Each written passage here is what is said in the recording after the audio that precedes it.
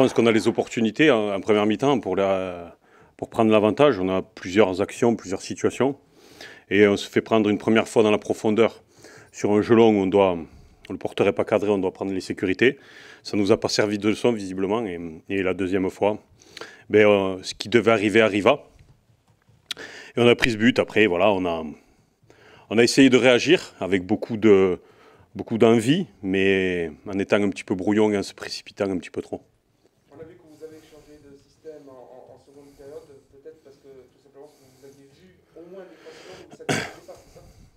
Non, c'est pas incriminer Pierre-Paul ou Jacques, c'est juste un changement tactique pour retrouver un système qu'on maîtrise et qu'on maîtrise bien, qui a fait ses preuves. On a tenté quelque chose en première mi-temps.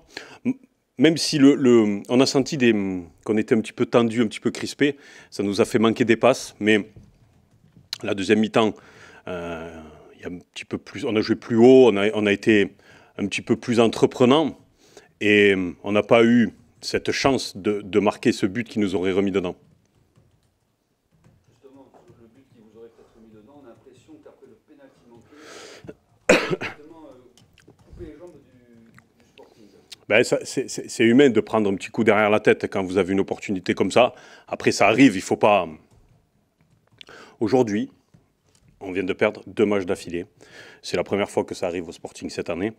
Après, comptez sur nous pour continuer à travailler, à avancer et surtout pas lâcher. Je vais vous dire quelque chose. Vous savez, ça c'est mon cas personnel. Mais bon, c'est moi qui suis le capitaine du navire. Un jour, il y a quelqu'un qui m'a convoqué dans son bureau et qui m'a dit « Monsieur Chabert, vous voyez ça là? Eh bien ça c'est une tumeur. Vous voyez ça là? Ça c'est une tumeur. » J'ai réagi.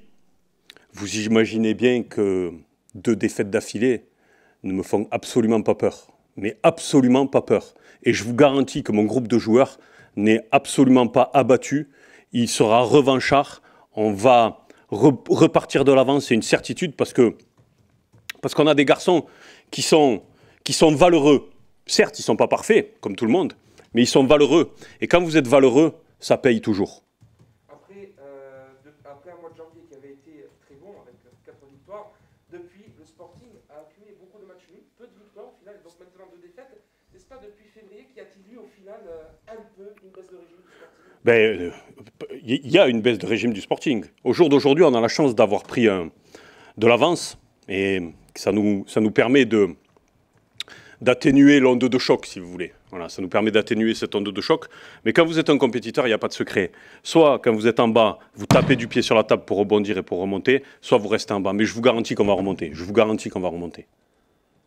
Le Sporting reste sur une victoire en 6 matchs. Les 2 matchs à l'extérieur qui arrivent vont être déterminants pour rebondir.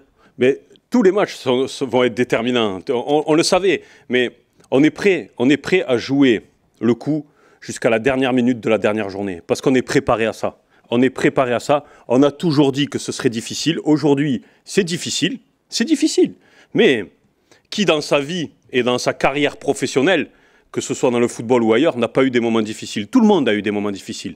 Là où on voit les hommes, les vrais hommes, c'est la capacité à repartir de l'avant. Mais je me fais 0 souci pour ça. Je sais qu'on a un groupe courageux, valeureux et qui va montrer ses valeurs très très rapidement. Je rebondis sur la question de mon collègue. Vous allez faire 2 déplacements en Bretagne. Vous allez y rester. Oui. C'est peut-être une belle opportunité aussi pour vous et votre groupe. Vous allez un peu vous retrouver entre vous, un peu à huis clos, loin de la Corse, un peu peut-être de la pression médiatique. C'est peut-être aussi l'occasion de, pourquoi pas, peut-être relancer enfin la machine. C'est un stage qui tombe à pic compte tenu de notre dynamique actuelle. Ça va confirmer le fait que le groupe est de qualité, que c'est un bon groupe. On va passer des bons moments. On va gagner des matchs, parce qu'on y va là-bas, on va là-bas pour gagner des matchs. Et ce stage, je l'ai dit avant le match, ça va nous servir à bien préparer le sprint final, parce qu'on va y être dans le sprint final. On y sera, comptez sur nous, on va être dans le sprint final. Aujourd'hui, je ne vais pas vous dire que je suis content, je ne vais pas vous dire que c'est une bonne soirée, mais j'ai toujours dit, voyons le verre à moitié plein. Voyons le verre à moitié plein. Certes, on a perdu, on s'est créé des occasions, on a manqué d'efficacité, on a été un petit peu brouillon. En ce moment, on est un petit peu brouillon, mais on est valeureux. On est valeureux, et quand vous êtes valeureux, courageux, travailleur, parce que je vous garantis qu'on travaille, eh bien, ça paye toujours. Donc ça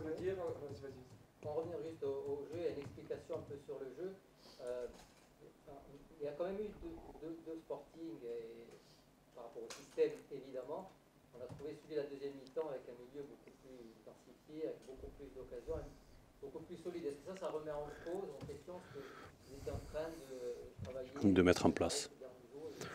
Ben, on verra. On a la semaine pour le travailler, pour le peaufiner. J'ai toujours dit qu'il fallait qu'on soit capable de modifier les choses en cours. On l'a fait à la mi-temps. Il n'y a pas le résultat au bout, mais dans le contenu, ça a été mieux. On a senti une équipe avec plus d'allant. Les joueurs ont leur repère dans ce système-là. Donc peut-être qu'on continuera comme ça, peut-être qu'on va continuer à 3, on verra. Ça fait quelques semaines que l'écosystème autour du Sporting parle beaucoup de Ligue 2. Quelque part, à travers vos propos, vous nous garantissez qu'il n'y a pas eu un peu d'embourgeoisement de la part de certains. Je ne suis pas dans leur tête.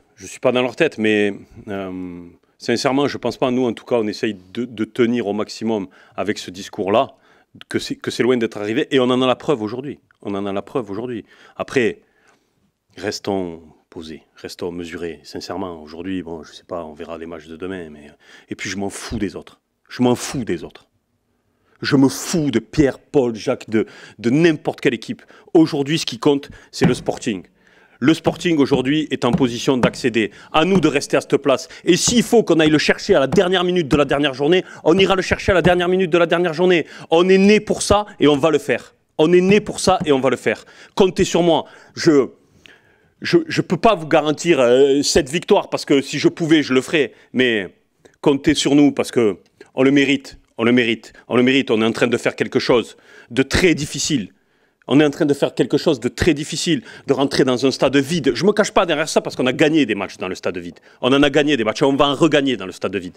Mais je vous garantis que des fois, aujourd'hui, on aurait eu besoin des supporters. Dans d'autres matchs, on aurait eu besoin des supporters. Malheureusement, on ne les a pas. On fait avec. Mais il faut que les gens comprennent que des fois, c'est dur de se mettre un coup de pied au cul, d'aller chercher les choses. Parce qu'on n'est que nous.